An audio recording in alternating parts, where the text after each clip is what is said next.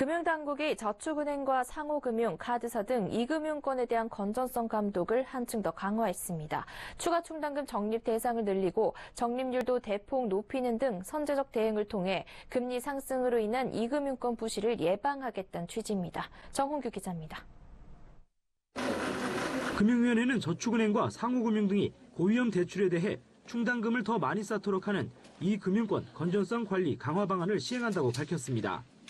우선 금융위는 이 금융권 내에서도 각 업권별로 대출 자산 편중 상황과 리스크 요인 등이 다르다는 점을 고려해 적용 대상이 되는 고위험 대출을 구체화했습니다. 저축은행에는 금리 20% 이상 대출을 고위험 대출로 규정했습니다. 추가 충당금 적립 시기는 애초 내년 1월이었지만 6개월 앞당겨 곧장 시행키로 했습니다. 또 20% 수준으로 고려되던 추가 충당금 적립률도 50%로 대폭 높였습니다. 예를 들어 고정으로 분류되는 1,000만 원 대출의 금리가 20% 미치면 200만 원의 충당금을 쌓으면 되지만 20% 이상이면 추가 적립률 50%를 더해 300만 원을 적립해야 하는 겁니다. 상호금융사에는 일시 상환 방식으로 2억 원 이상 빌렸거나 5곳 이상의 채무가 있는 사람의 대출을 고위험으로 분류했습니다.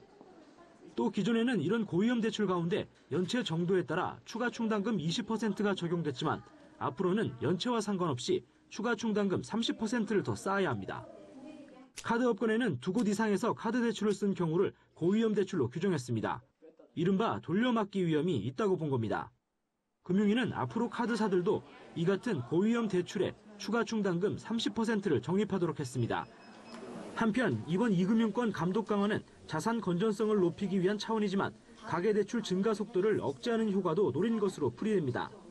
고위험 대출에 대한 충당금 적립 부담이 높아지면 금융사들이 대출을 보수적으로 운영할 수밖에 없어 전체 대출 규모나 건수가 줄어들 수 있기 때문입니다. 서울경제TV 정은규입니다.